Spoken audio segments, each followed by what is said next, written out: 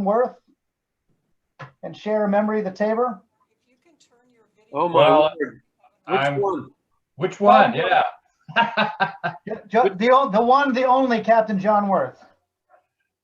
No, it's so good to see you. I know this is kind of weird to do this kind of technology, but I can't wait to see everybody in person and see your family. I was just working tonight on the ferries, and I did not see a Christmas tree on the schooner Stephen Tabor. I just want to point that out. It's coming. It's coming. Okay. I still have 4 days, right, or something? I think that you have one of the most amazing schooners on the planet, and every once in a while you let me drive it. So I'm very honored about that. It was so nice on our boat cruising around to see the Tabor and the Ladona sailing through a very trying time, and you managed to pull it off. So bravo zulu to you. And this is kind of fun. And I have a million memories of the Tabor, but the one that was, I saw a nice picture of you steering the Tabor when you were about 8 years old, 10 years old. Yeah. And I have a picture just like that on the friendship sloop Spirit. And it was that, I think that same year. So I'll send it to you. It was a miserable youth. I mean, I had to, I had to go from one lousy boat to another. And I mean a friendship sloop. I mean, how could one sink so low? Yeah, I mean, and you were really good at sailing it, not so good on selling tickets. No, I was too busy. I was wool gathering. But that was a joy. In fact, if you scaled up a friendship sloop, I think put another mast on it, you might have the Tabor. They just felt they feel the same. They feel similar. They hit me in the same way. So let's see, who else do we call on? John Shipman, what's your favorite memory of the Tabor? Does anything go? Because there's so many of them. Anything goes. It's an ex-submariner, John Shipman. I think the funniest and most memorable was when we went into Gilkey's Harbor, and I called it the Broken Boat Harbor, and we fixed that big huge U-bolt that broke, and your dad came out on the ferry. I still have slides of all of that. That was pretty memorable, but they all are memorable. Oh my God. Yeah, so we had a pretty rugged sail coming into Gilkey's, beating up by Grindle Point, and we might have been over canvassed, and we busted the U-bolt. We cracked the U-bolt, I think, that holds the upper throat block of the main, and Dad fashioned or found one and had it on the next morning ferry out to Islesboro, and we went aloft and replaced it and carried on. There isn't a cannon loud enough for that noise. Yeah, that would have been that's an expensive sound that makes. Yeah. When that comes down. I like the. Yeah. Yeah, we've. Oh, look. It's Ken and Ellen Barnes. Did you ever break anything on the Stephen Tabor? Oh heavens, no! Oh no, we would not dream of doing that. We were so conservative. We never put the sails up. Let's see. You want to take them in alphabetical order? Hey, I recommend everybody have a little bit of Knob Creek. That's what I recommend. Hey, I'm having. Oh, hey, pass that bottle to me. Hey, Jim, here you go. I need it now, I'll tell you. We've kept him warm for you, Jim. Big pardon? We've kept him warm for you. Get settled in and let's kick this off. Yeah. I'm waiting for a recommendation on a good wine from Jane. Stand by. Okay. So all my Zoomers are present, are they? Got about 80 people there. Everybody there and accounted for? Yeah. Yes. President accounted for.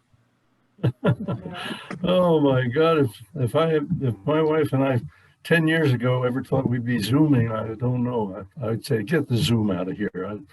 I can't believe this is ever going to happen. But anyway, I recommend this. we're just getting a little bit of a late start here, but here we go anyway. My wife here. Yeah, I'm right here. Oh, there you are. Yeah. Yeah. You can see us all right, can you? Yep. Yep. You look great. Great. Well, I got to tell you a little bit about the Maritime Museum here. This Maritime Museum, called the world famous Sail Power Steam Museum, is the finest maritime museum in South Rockland. You dispute that? Shop around, you'll find out. Here in South Rockland, it's Walmart and us. That's all you get. But we are a 5-star museum.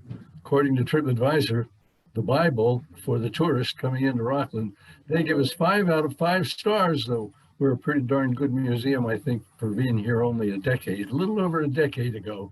My wife and I decided that we would put this museum together. It's been more fun than a barrel of monkeys ever since. But yeah, how did it all come about anyway? I wanted to tell everybody that it's, of course, because of my career. My career was in all these great big sailing vessels. I owned the Stephen Tabor first. That was my first vessel, that wonderful little 68-foot schooner built in 1871. Oh my God, it was 90 years old when I sailed it, and now it's almost 150, and it's still sailing out of here.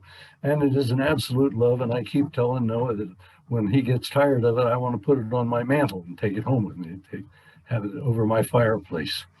Of all the vessels, I think the Stephen Tabor has the most mystique.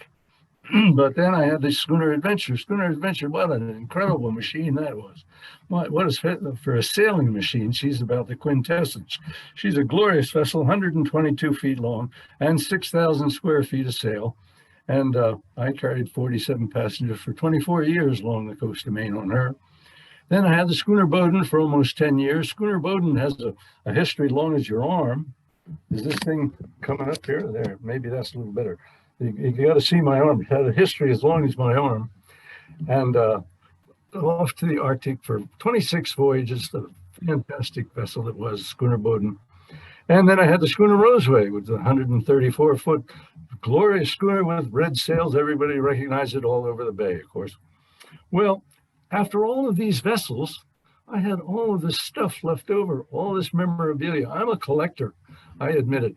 I'm a schooner junkie, and I collect everything that I can regarding the nautical. So we had a barn full of this stuff, and we had a house full of this stuff. And my wife says, oh my God, take some of this away from here. Clean out this, it's all underfoot. And this is when I interrupt and hit him with the mask. So I said, well, maybe this is a good time to have a museum. So this is where the idea germinated. And off we go, down looking around for a piece of property, a barn, someplace that we can put all this junk. Well, we came across this property down in South Rockland here, the old Snow Shipyard. My God, an incredible piece of property.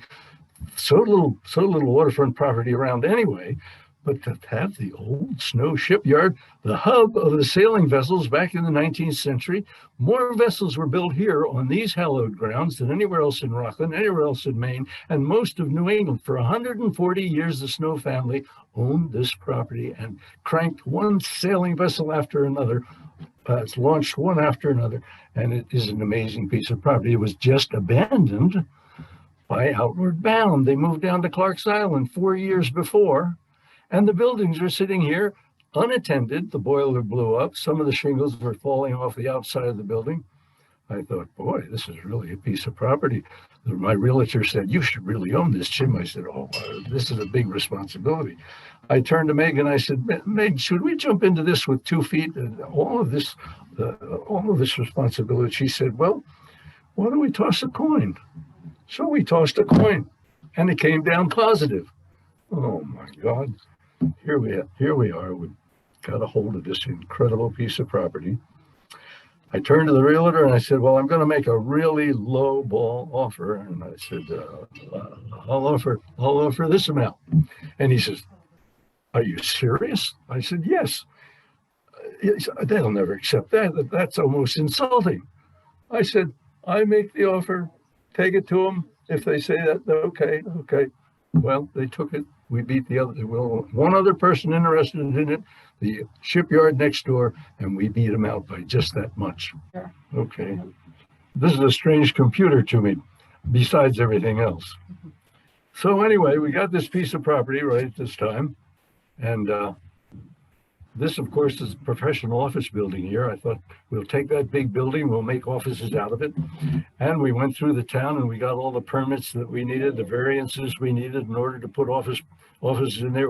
We stuffed 25 offices in that building, and I thought this will be great because it will be the impetus for the museum to help keep the museum going. You know, that thing changed too quick for me. So the museum building, the one behind it, we put all of the material that I had in there, and we borrowed other things in there, and we tried to set up the museum. The other building behind there is our shop where we do our restoration. This is an old photograph, and this down at the dock down here is that beautiful little Stephen Tabor. She was sailing out of here for a couple of years before they got the facility built downtown for them. I'm sorry she isn't there anymore because I'd love to have her sailing from my dock. Anyway, we got the old museum going, and people started to come by and take a look, and I'd bring them in and I'd say, well, let me show you what we have. And I'd take them around and I'd talk to them, tell them a few sea stories, and some of it was even true, you know, can't really tell. And they get enthusiastic and they'd say, gee, you should see what Granddaddy left in our barn. And I'd say, oh, let's go look. And we go up in the top of the barn, and here were sometimes some really phenomenal memorabilia up there. And I'd say, this is silly to have them up in the attic with the mice pooping all over them and the spiders building nests here. Why don't you give them to us? Lend them to us. That would be fine. Lend them to us. We'll put Granddaddy's name underneath it. And then you can have display here, and you can say, my grandfather has things in the museum. Well, they think that's a great idea, so they bring us stuff. And they bring us more stuff. And as the museum grew and grew, we filled up. We had to build another building. This building over on the left there, that's the Dynamite Pace and Boat Shop. We added that on. We added the atrium on, the main entrance, and we added over on the other side, the right-hand side here, we added the steam house with 12 running steam engines. And we were getting so filled up with stuff. People would bring the most phenomenal things to us. We were pretty much chocker block. And speaking of chocker block, I had a fellow from New York named Ralph. He said, I have a block I'd like to give you. I said, a block? He said, yes. I said, how big is the block? He says, it's this big. I said, how can it be that big? You're kidding. No, that's what it is. Well, I said, that can't be a normal block for a vessel. That must be a careening block. And sure enough, it is. And it's over 3 feet across one of those cheeks. It's an incredible, incredible block. And then he turned around and he gave us a binnacle. Look at that binnacle, 4.5 feet high. It's an original. It even has the correction bars inside it with those 2 great correction balls on top of it. A very valuable piece, an incredible piece. And they kept coming in the models. People would bring us models. Here's a model of the SS United States, one of the original frigates they built when they built the Constitution and the Constellation. And absolutely incredible model right in the atrium as you walk in the door. And compasses, dry compasses, wet compasses, all kinds of compasses. The Gloucester dive shop went out of business, and they gave us all their hard hats. And then, oh my God, the pièce de résistance. We were given this beautiful yacht, 47-foot Columbia River pilot boat, built in the 30s, rebuilt completely 10 years ago. New accommodations, new galley, new plumbing, new electronics, recaulked the entire vessel and gussied it all up so that it's in perfect condition.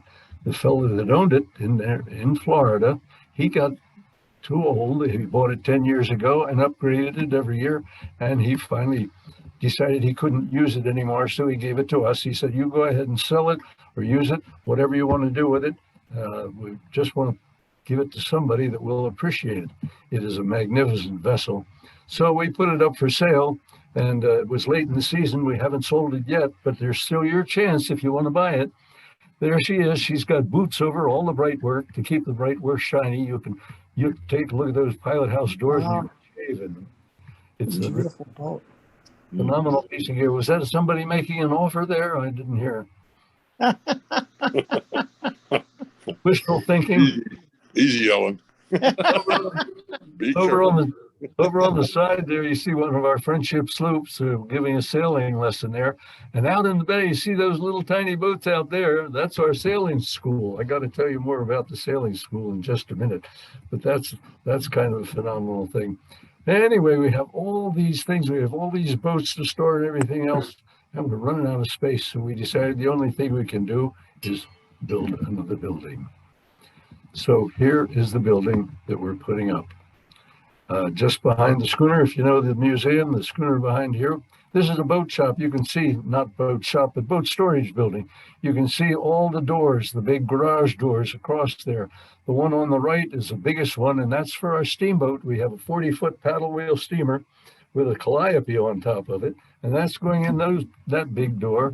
And then, of course, the others are Friendship sloop and a Muscogee sloop, and we have our Herreshoff 12.5, and we have antique beetle cats, all in those different doors in that building. It's going to be wonderful for us. We'll have a lot of displays as well. Here's the panorama looking from the road. Of course, over on the left here, you have the museum with a big tall spire, the big tall cupola on top there. That's for our Foucault pendulum down in the atrium. And the other two buildings. And there's the schooner, and behind the schooner on the brow of that hill is where this new building is going to be. You can see down in the diagram down on the lower part there, how that building is going to be compatible with the other building and how they'll fit together. Hopefully, we can't wait. We have the foundation now, and we'll finish it this summer. So we'll be moving in before the summer's over, I'm pretty sure. Now I want to tell you about what really tickled me to death this summer. We teach sailing. You see these little vessels, these little Optimus prams, they call them. These are one-kid prams. You can put one kid in there and teach them sailing. And we started our sailing school. And I'll tell you, that is a heart warmer. These kids come down, they don't know anything about sailing, and they're 6, 7, 8, 9 years old, 10 years old. We take them up as far as 14 years. And we teach them Monday, Tuesday, Wednesday, Thursday, Friday. They come at 9 o'clock and sail till 12 o'clock, and then they go home. Well, the first day they come on Monday, they're all looking around. Everybody's in masks, of course, so you can't see what your neighbor looks like, and they're all 6 feet apart. And they come hanging onto their mother's knee or their father's leg and look at the other kids around there. And there are 10 kids in the class, and we have 11 Opti prams. And they look around and they don't want to leave they don't want to have their mama leave or their daddy leave. It's like the first day at camp. And some of them have a tear in their eye, you know. But we had a wonderful teacher from Hurricane Island named Diane, and she was a marvelous gal. She had captain's licenses, first responder licenses, and all that kind of thing. And she took those kids under her wing, and she started to teach them what they were going to do. And they were over there, they collected their sail, and they went down and they got the boats, and they take the boats and they stick them in the water, and they learn how to put the rudder on the back end, put the dagger board in there, and they learn, they're tethered to the dock, and they get in there and they push them away on a 20-foot line. And of course, they're in their life jackets and their masks, and they learn how to put the sail up, and they learn how to steer, and it's a light air day, hopefully, and they learn how to go about it. Well, pretty soon they take the tether off and they go out a little bit further, and then they get more used to it, and they have their jackets on, and they realize that these are airbags that keep the vessel afloat. No matter what happens, the vessel will float, and they learn how to pull on the sheet and pull the sail in, and they learn how the rudder responds with it. Well, then we let the tether go, and they go off on their own. And pretty soon, they're out beyond the end of the dock, out beyond the end of the basin, and they're their own captain. And they're, for the first time, they're sailing that boat back and forth. Then they look over at their neighbor, their friend, their buddy, and of course, the idea is to go faster and outsail him. And if you can't outsail them, you can't go faster, you turn around, you run into them. Anything that works. They have such a grand time doing that and sailing those little boats. And I sit back there on the dock watching them go, and I just get warm and fuzzy all over. That just get such a kick out of seeing those young kids learning to sail. By the last day, by Friday, they're professionals. They're all in their own boat and they're racing out around the buoys and back in again. And they're each one of them distancing with their masks on, and still they're out there sailing those boats. It is so much fun. So this is all supported by the world famous Sail Power Steam Museum, so that it is free to the neighborhood kids, to the kids that come in for the summer, any kids at all. And they absolutely love it. They all want to come back the next week. We did 60 kids over this summer, and we didn't have a full season because of the influenza, but we did 60 kids. Next year, we want to have twice the number of boats, and we want to have more than, well, 4 times the amount of kids. We're trying to raise money for this endeavor. And of course, we are, if you can see this, I have a group of pictures in front of what I'd like to show you. I guess it's going to be there. We have decided if anybody would donate $100, we will match a kid sailing with another kid sailing. So you get twice for your money. You get 2 kids sailing for $100. And for $200, you get 4 kids sailing. If you can afford $300, you get 6 kids. Hey, can you add that up? I guess you can probably add the rest of it up. At $500, we get 10 kids. We get a full class sailing and learning. We call it SKFF, Sail Kids for Free. And it's one of the greatest endeavors of this past summer, where we didn't have any lobster bakes. We didn't have any income coming into the museum at all, and only donations. But it was one of the greatest things that we did. And I think that it's going to be an amazing, amazing possibility for the Sail Power Steam Museum and the Mid-Coast Sailing Center, which we've created for our sailing school.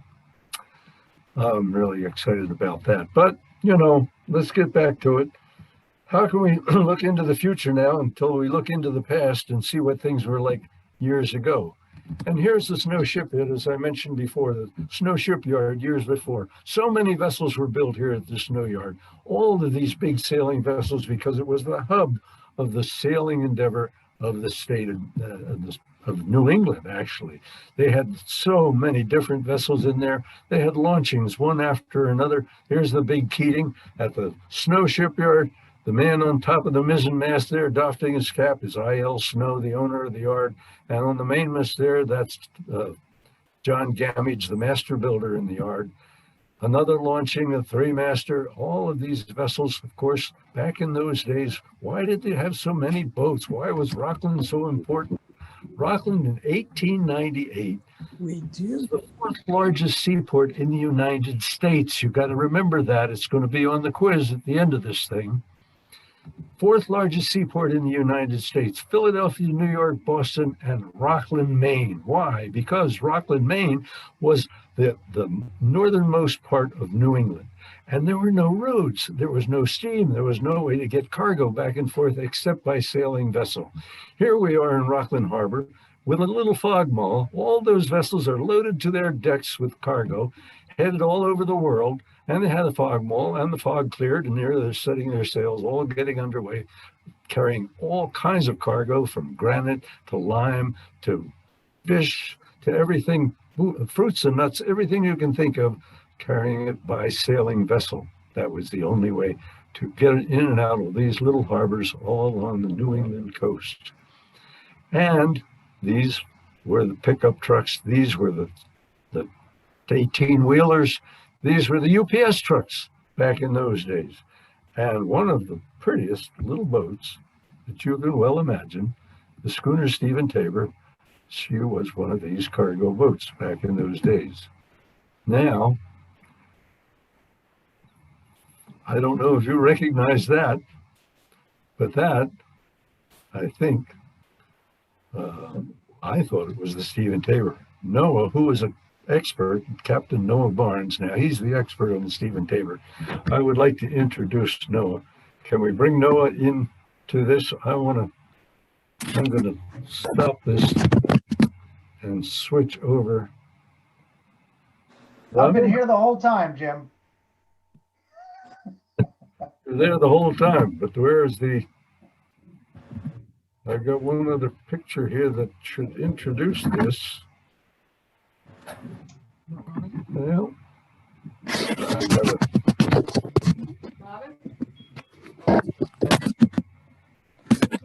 I can't sign out now.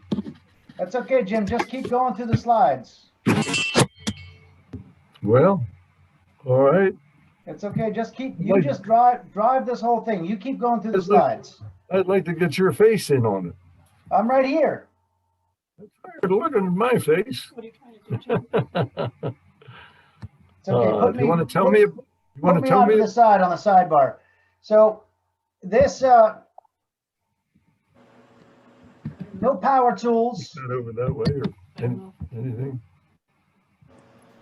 I'm not talking about Jim. I'm just talking about these guys. Yeah, no power tools, pit saws, hand augers.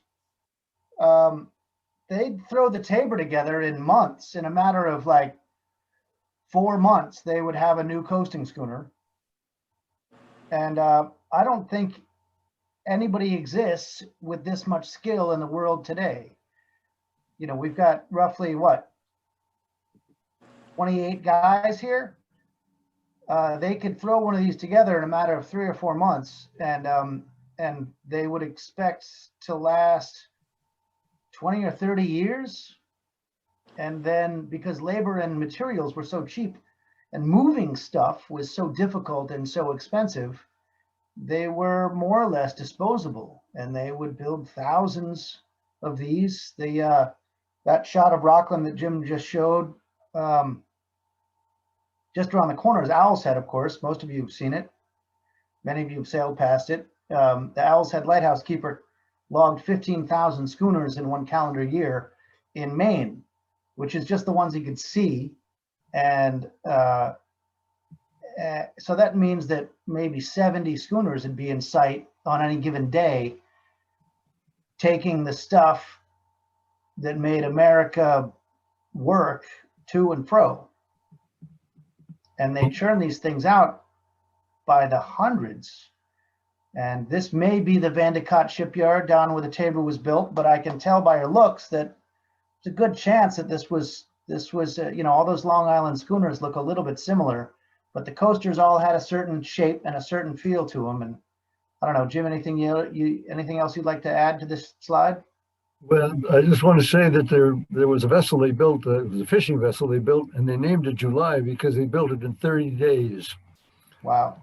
It's just amazing how fast they could put those vessels together. I would like the audience to notice the crew of men that were working on that little vessel right there, and look at some of the faces there. And when we get to the rebuild of the Stephen Tabor, and you look at the crew, the motley crew that rebuilt the Stephen Tabor, I want to compare, see how they look.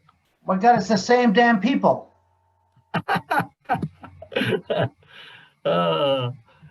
There you go. The Stephen Tabor was so flat on the bottom, her lines certainly show that. Noah, I guess you took those lines off. Tell us about them. So we had a team from the Tabor was never built with lines. There were no lines. They would build them by eye, and you know the prospective new owner would come up and say, "I want a boat that's about this big and about this wide, can carry this much," and they would just build it for him. We eventually decided that we wanted some lines for various reasons. And the naval architecture team came down from MMA, the graduate class, and took these lines off. But the specific thing that this shows is that the Tabor was built super wide. You can see how wide she is. She doesn't heel over much. So her buoyancy is based on her width and not on her depth. There's no counterbalance. So she's really like, the more she heels over, the more resistance there is. Obviously, for coasting schooners, that's there's a point of no return. There's a point of when that diminishes, when that curve goes down, and then you can flip the boat over, and that's not a great thing, which may be why the Tabor is one of the only ones left. But she does her job really well, which was to carry a whole bunch of stuff into shallow water and maybe ground out if necessary and unload. So there's plenty of shots of the Tabor, you'll see a few later, where she's grounded out, and she might be arriving with the stuff that the town was going to build the town dock out of. She might be arriving at a place that didn't have a pier. And so being able to slip up into shallower water and unload very close to shore was a key feature of the coasting schooner. Yeah, that's a terrific advantage of having a vessel that you can just put in the mud. And what we're not showing here is the centerboard. So that looks like an inflatable with the engine out. It would go sideways. But what the Tabor has is a tremendously large centerboard, which is the key to her windward ability, should we say. Yeah. And this must have been about the turn of the century. What a nice looking boat. Yeah. Damn. Just been rebuilt, her first rebuild, huh? Yeah, Tabor was struck, I guess, by a runaway barge in Hell's Gate, somewhere around there, and the owner of the barge settled for cash money and gave, I believe, Byron Halleck, the owner at the time, enough money. At that point in her life, she was 30 years old and 28 years old, and probably could have used a rebuild after 4 seasons of operating with 100 tons of cargo on deck. And they rebuilt the boat. And they rebuilt her really nicely, as you can see. And then she, the story goes, and those of you who sail with me have heard this story, but they built her really nicely, and they went yachting. They caught the eye of a Long Island family, and the Long Island family decided they wanted to go yachting on the schooner for a summer or two. They actually did this for 2 summers, and so they shipped a cook, and they installed a ladies' facilities in the forward hold, and there she went. So arguably the first windjammer, the first time they took a cargo schooner and went yachting. But that's enough of that now. She's got to go back to work. She's a working vessel, right? Yeah. Yeah, they didn't like that. They like this, apparently. Okay, so fewer complaints, nobody's cabin leaks, nobody's allergic to nuts. I mean, look at this. It's ideal. Well, you wouldn't want to be allergic to wood. Look at the load of wood she has on there. We actually have an oak allergy on board this summer. She's right down on her decks right there with that load of wood. How many cord of wood did you tell me you thought she would take? I think, my dear father, who's never exaggerated anything in his life, told me she could carry 150 cord of wood, which would add up to some, 150 tons or something. It's just a tremendous amount of wood. So they would reef the sails, they'd reef the mainsail so they could raise, you can see with the, I don't know if you can see the pointer, but they've obviously reefed the mainsail so they can raise the boom, so they can operate and stand on top of the cargo. And you can see that she's basically floating at her scuppers, but it's hard to sink when you're loaded with wood. So sometimes these coasting schooners would come into port floating on their cargo. That went too fast, didn't it? Go back one, Jim, because that has a cool shot of the old donkey engine.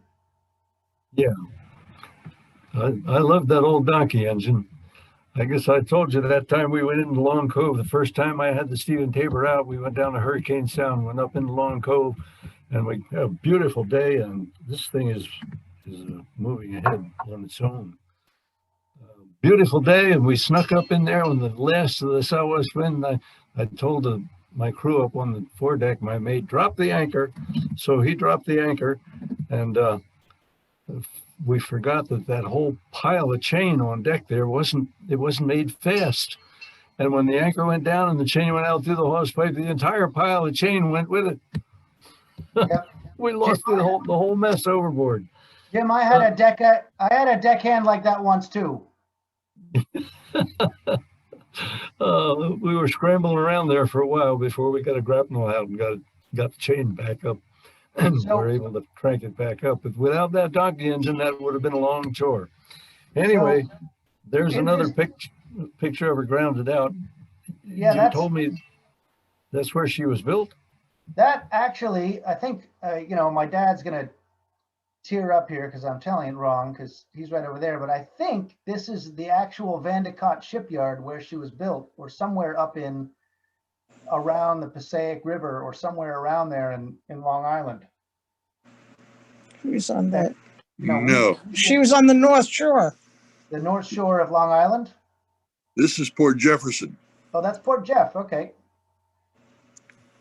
Yeah, she was built in Glenwood Landing, right? That's correct. Right. That's right. That's a little further up towards New York. Yeah, I stood on the spot where this photograph was taken about 25 years ago, and it's a parking lot, and oil storage tanks are right there now. Wow. So much later, we would careen the boat in Camden Harbor in the same way that she's hauled up there at low tide and we can't do that anymore because of the DEP. But we used to, every other year, we used to haul the boat out just right at the head of the harbor in Camden. Well, that's 1964. That's when I bought the Tabor. I want you to notice that main sheet down there. You see that main sheet? We still do that, Jim. Do that figure of 8 Flemish. We call that Right. the Sunday Flemish. Yeah. Anyway, that was a proud owner back in those days. I didn't know anything about it. I was green as grass, but that was my first schooner in Maine, and boy, was I some tickled. I was ecstatic. You see, I'm not standing on the deck. I'm in the air, but you can't notice that. That's all. There's the Stephen Tabor and the Adventure. When I got the Adventure, we brought the two of them in to the head of the harbor, dredged the head of the harbor. The first time they ever put a string out of floats from the shore right out to the vessels. And we were able to sail for the next several years from that prominent position right in the center of Camden Harbor. We were pretty happy. Now, there you go. Noah, the old thing fussing her way along through the water. Pushing water. And that wonderful fiddlehead that Captain Orville Young carved for her. That's right. That's right. It hasn't changed a bit, but we put some gold leaf on it. Yep, is that right? Yep. Boy, you sure have her gussied up and looking quite yar now. Well, Just a beautiful piece of work now. But those both bows, I always got a big kick out of the fuss she made going through the water.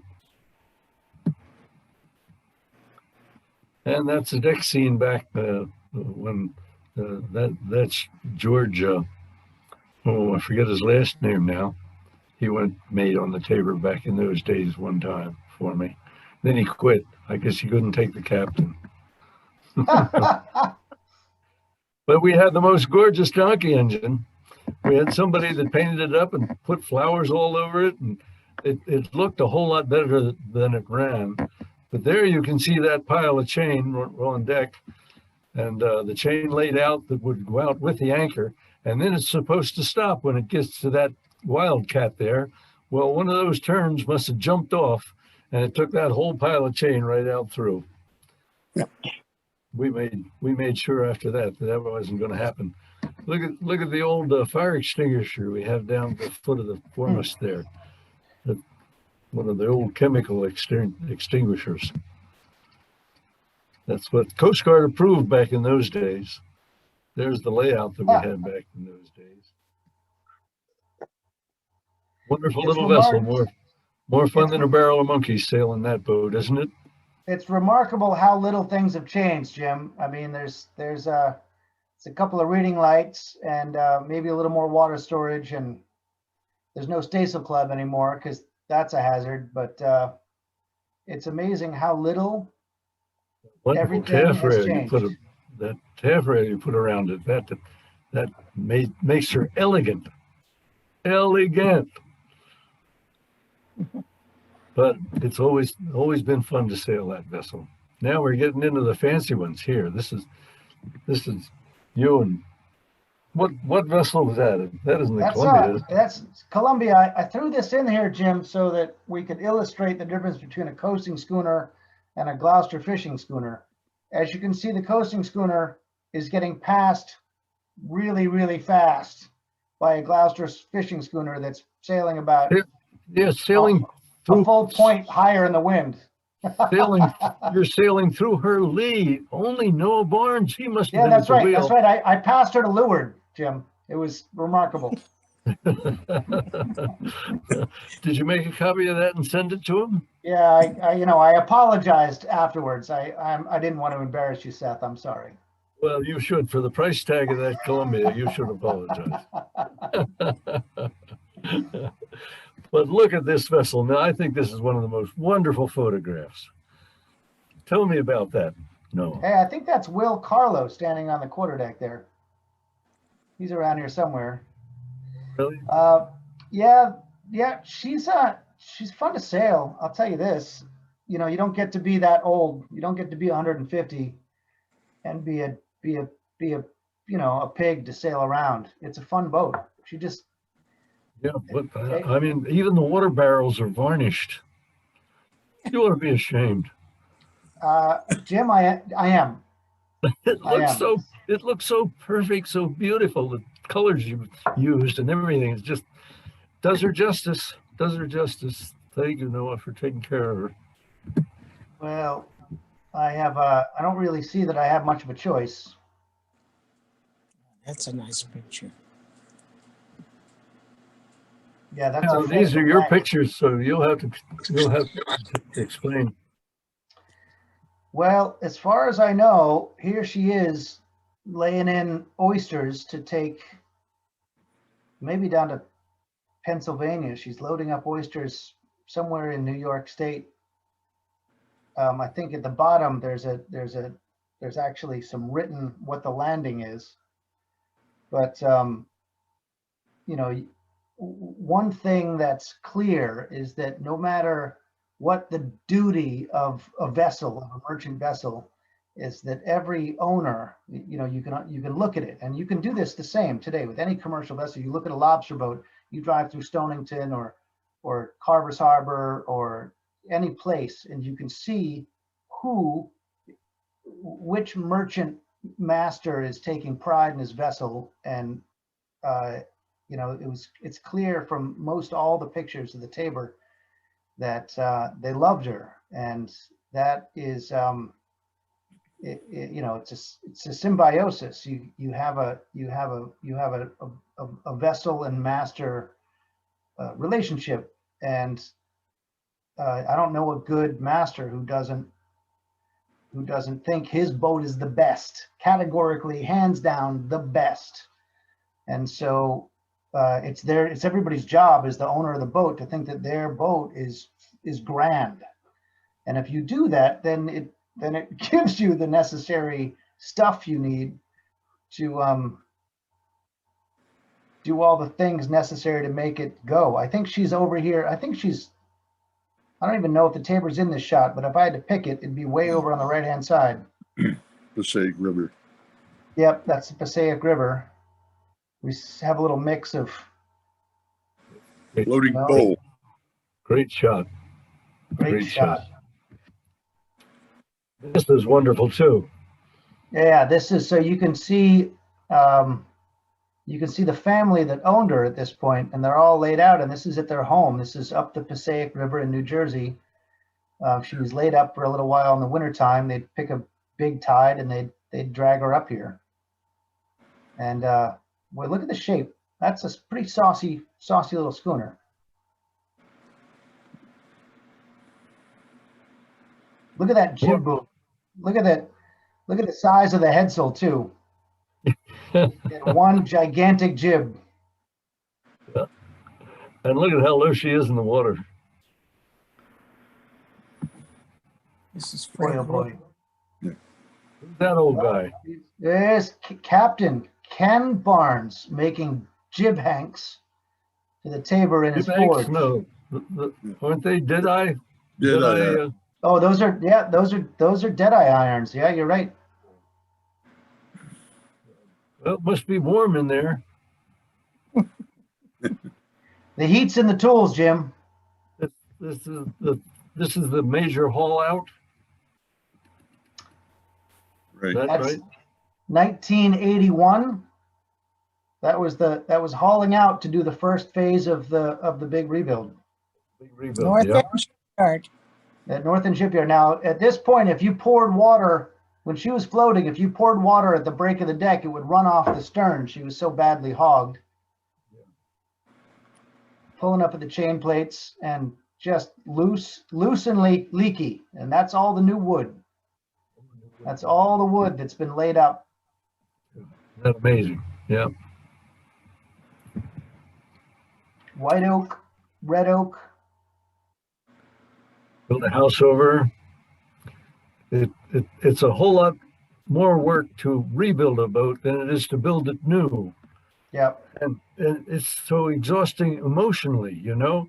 You have to tear out everything that you have put in there already, tear out all the accommodations, tear out all the decks, emotionally draining, take her apart. And then you finally get around to the point of putting the new wood in her. But when you're building a new boat, well, you start out putting new wood down, and then every piece that you put in her is new, and you see the shape come together.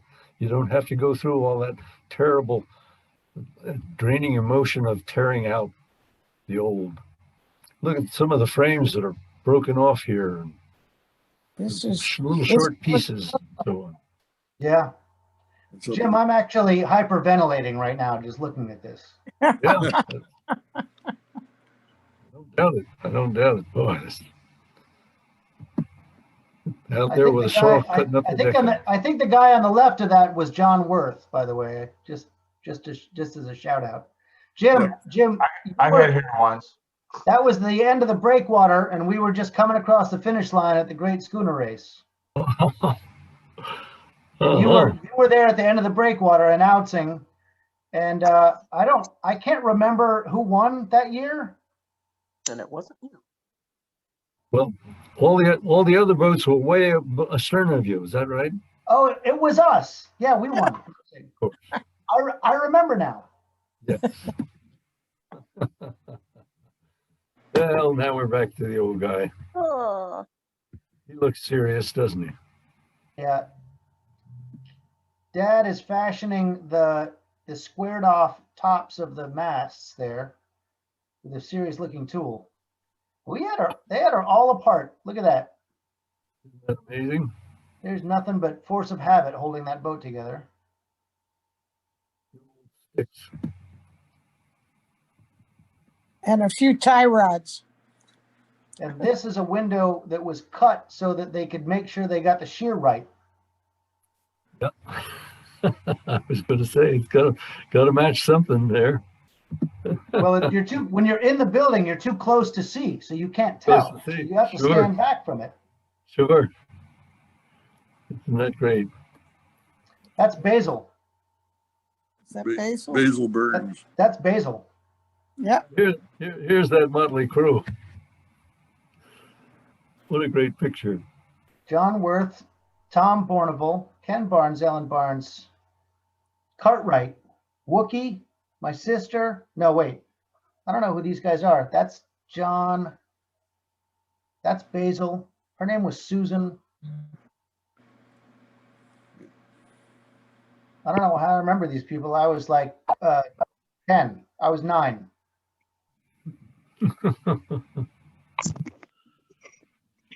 And why aren't I in the damn picture? You were probably being punished. Hiding behind the centerboard trunk. Yeah. That's it. You were down beach picking rocks. Carving in the the main beam, the number on the main beam. There he is, carving that number in. We have the original one on display in the museum. That's right. Yes, That's right. We gave that to you a couple of years ago. I had a Coast Guard inspector ask me what kind of a router tip I use for those numbers. I hit my head on those numbers all summer. Yeah. That ceiling sweeping up in there. My God. That is a beautiful shot. That's my favorite shot. Is that right? So it's interesting to note that the rebuild, the scantlings, the measurements of the timbers were all put back in the same dimensions and out of the same material that was taken out. So what we have today is a boat that's still capable of carrying 140 tons of cargo and grounding out and unloading it instead of, 20 nice people from not here coming sailing. Like the Tabor is so strong, you could probably build 2 or 3 boats the size of the Tabor out of that amount of wood these days. That's the way they built them back in those days, way overbuilt. And that's why she's still around. That's There's only launching about- day. There's only probably a half a dozen vessels of anywhere near her vintage left in the country. I mean, anybody else have any insight on that? But we've got the Grace Bailey and the AJ Meerwald maybe, and a couple of other boats in the mid-Atlantic that are that vintage. None of them are as pretty as this one, though. Well, maybe. Oh, I didn't get an argument. This is her on her launching day. She had just gone overboard from the first part of the rebuild. Yeah. Oh, she's a handsome boat. Pretty. Breeze of wind. The guy was falling off the bowsprit when he took that, I guess.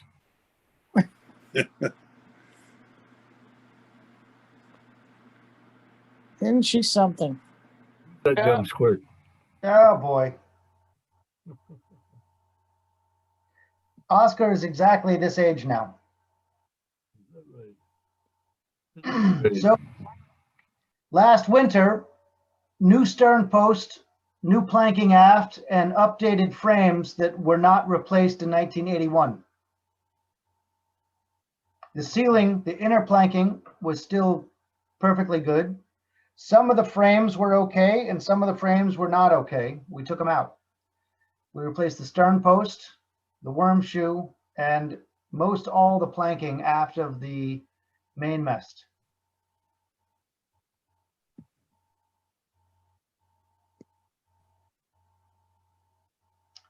Don't lick the orange paint. Noah, what is she planked with?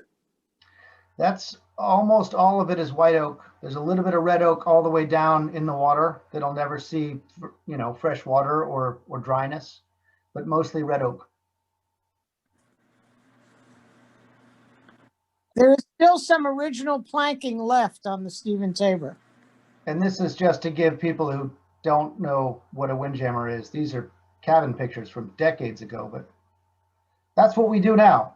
We don't carry cargo. We carry cheese mostly. It's mostly cheese. It's like 20 tons of cheese and then 5 tons of passengers. And then we just serve cheese. That's what we do. It's the most important thing. Yeah. And that was taken last summer. So if you can look back and think about the layout, almost nothing has changed. Water barrels, side boats, the radar mast has moved. People are still sitting on deck while we're doing this and laughing to themselves.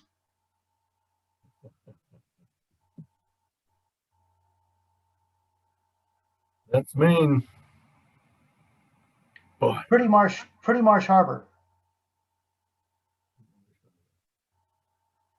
It'll be 0 degrees tonight. Well, you fellas down in Florida, you're envious of us, I know. Yeah. They have nothing but heat down there. here we can put a quart of milk outside in an hour and a half. We have ice cream. It's amazing. Jim, is it time to open this up for questions? Sure. Is everybody awake yet? I mean, I hear a little snoring here and there. There's the captain. Ask him a question. I have a question. I want to know what makes somebody make the first decision to buy a boat like that. Oh, insanity. Yeah. Angela, when all of your other options light up, so what can I say? Jim, feel free to save me here, but I really think that there's something just intrinsically good about. Look, you can't buying the boat. You can't take two addicts and put them together and get any sensible answer out of them. That's right. There's something about schoonering that is an addiction. And, I just want to say that the first time that you walk on deck of the Stephen Tabor, the oak elves attack your heart, and it's all over from there. Yeah, that's kind of it. That's kind of it. I have a question. Is there any relation to Tabor Academy or the Tabor Boy? Just similar names or what? As a matter of fact, yes. And this is, I don't know if this is verified truth, but this is what I've heard. I didn't make this up. But the lady who donated the money and started Tabor Academy was of the Tabor family, T-A-B-E-R. Tabor Academy is spelled T-A-B-O-R. And she, not being vainglorious, changed the spelling to be the same as Mount Tabor in the Old Testament. And that was the story that I heard. She named it, she was convinced to name it after herself, but she changed the name to the biblical spelling of Tabor. Oh. Huh. Same family. Thank you. I'm from down in that area, and I've read that story also. So thank you. You get it. You have a second. Thank you. My wife and I sailed with Jim back in 1972, and then Noah 4 times. And okay, what John said about you get on a schooner, and you just want to keep coming back. We can't do it anymore, but we'd love to do it. I'll tell you, running a vessel is more fun than a barrel of monkeys. We have more fun from the passengers. Passengers make the fun. And as Noah and anybody that's ever run a schooner, and those that are passengers as well, the passengers really make the whole fun. We don't allow radios. We don't have any of the exciting internet and things like that there. The passengers sit down and they have to make fun just like they do in the old days. And there's always something going on around the decks. They're either telling jokes, they're playing cards, they're dreaming up some kind of a skit, they're peeling potatoes for the galley, they're cleaning up the dishes. They're always doing something, and they're always making fun out of what they're doing. I love the passengers. Jim, Judy was 8 months pregnant when she was on the adventure. And you told her she could not go to shore at night if the tide was going to drop too far. But you did tell her that you'd get the Coast Guard to come and get her if she came early.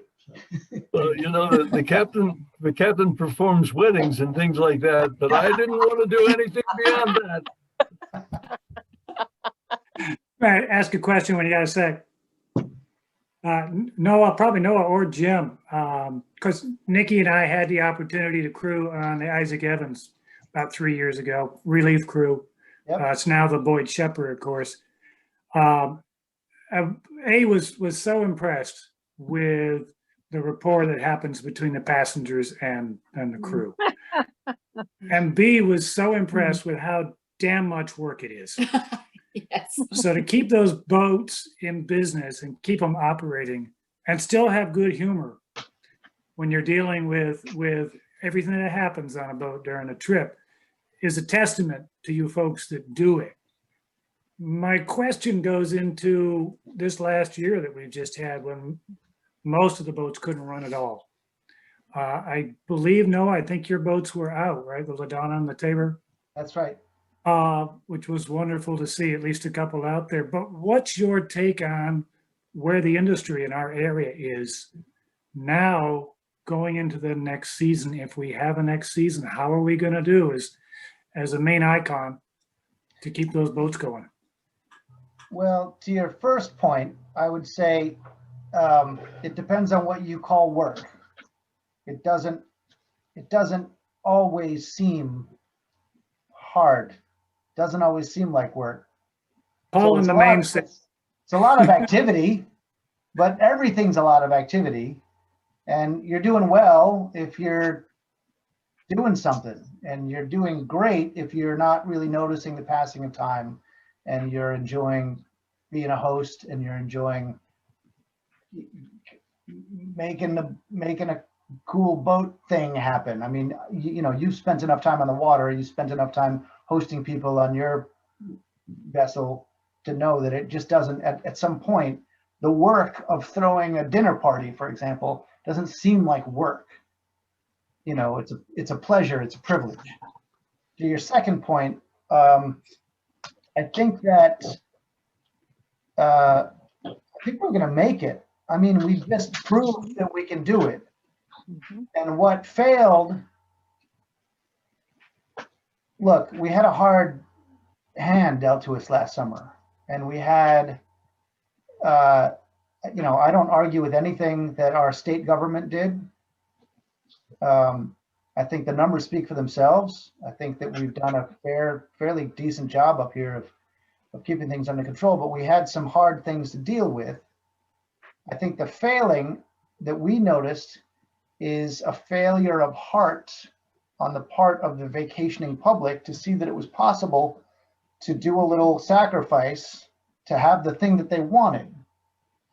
Now, a little bit of sacrifice was to maybe do a little quarantining and then take a test and then figure out a way to get to Maine. We insisted, our rule, not the state's rule, not anybody else's rule, but our rule was that every person took a test to come on board. And our crew took a test. Our crew tested every turnaround. And so we just did that because we wanted everybody to feel, from Cumberland County or New Jersey or Atlanta or wherever, we wanted everybody to feel like there was a better than average chance that we were doing what we could to make sure that everybody was safe. That's all we can do as sailors. We leave the dock, we take a risk. You know, you take the orange mooring line off, getting the power cord. You detach from the grid, you're taking a risk. You think about going and anchoring at, you know, McGlathery, you're already on the risk train. So we mitigated the risk. We did our best to do all the things that we could do. We changed the way we operated. We lowered the amount of people we could take. We did all these things, blah, blah, blah. Is it sustainable? No, it's not economically sustainable. Some of my colleagues are going to have a really, really hard time. I mean, like maybe unless the state steps in and does something, or the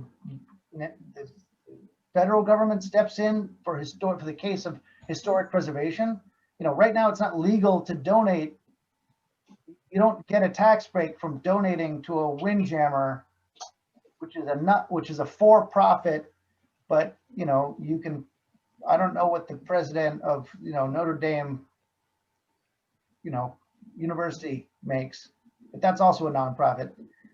I don't know. These rules seem arbitrary and weird, and the way that some of the grants and the loan opportunities are written are somewhat arbitrary. We're doing our best to navigate it, and we are spending more time on that than we are on maintaining our vessel right now.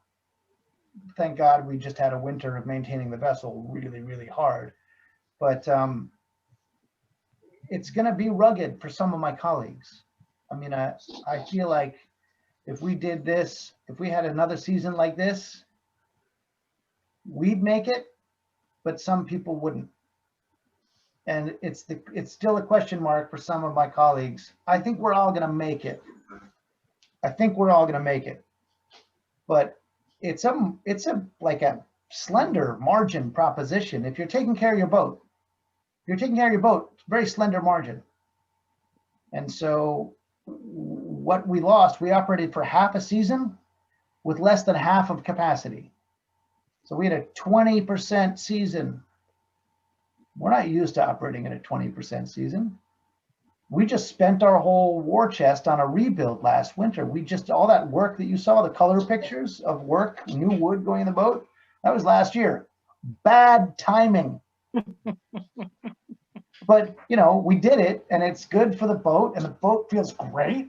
And I don't know, we'll be here. We're going to try and do it. How's it look for tourism? It looks worse for some people.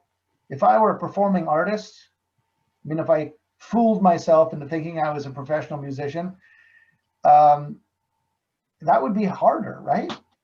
You know, we at least had some business.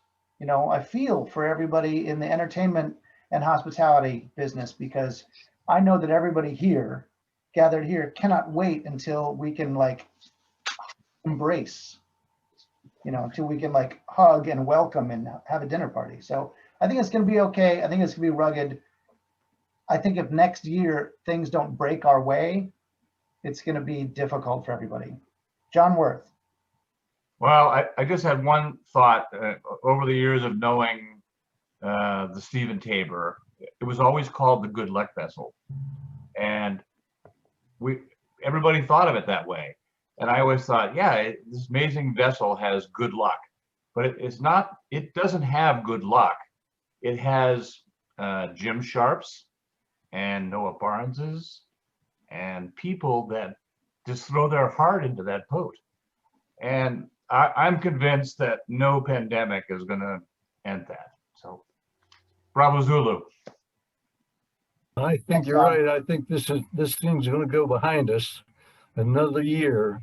And as long as there are commercial vessels, old commercial vessels in Maine, which is a very unusual kind of entity, these old schooners, and as long as there are men that want to go to sea, these vessels are going to survive. We get this influenza behind us, and it's going to be hard for a while, but they're going to come back again, and the vessels will sail another year. More fun than a barrel of monkeys running a schooner. Any other questions? I would like to just, before we close, remind you that we're going to be trying to do this, if we can get our internet straightened out, we're going to try and do this every 2 weeks. So on the 29th, we'll have another broadcast from the world famous Sail Power Steam Museum. This time it's going to be on the Adventure. And I'll tell a little bit about the Adventure's history, her phenomenal history in the fisheries. She was the all-time highliner, caught more fish, made more money for owners than any vessel of any type until her retirement in 1953. Went through all the vicissitudes out on the Grand Banks that these schooners go through, these great Gloucester fishing schooners, and tell a little bit about our tenure on that boat, and maybe get some of my old crew to jump in and say a few words. So keep that in mind. We'll be sending out another announcement about it. And in a couple of weeks, we'll do another program. Yes, Noah? Jim, I think Dana had a question. Yeah, it's actually more towards the COVID thing. I think one thing you guys have really got going for you next year is the vaccine is coming out. And if everything rolls out well, it's going to roll out fast, and people are going to be looking for very safe trips. And there's nothing safer than a windjammer. So. I agree. What could be safer than leaving the dock in an engineless 150-year-old schooner? Everybody's going to have to take a test. And thick of fog. and thick of fog on a coastline so full of ledges and rocks that, you know, so yes, the good news is there's going to be some pent up demand for us. And I think even if testing is better. Testing is better. A vaccine for everybody, even if testing is better.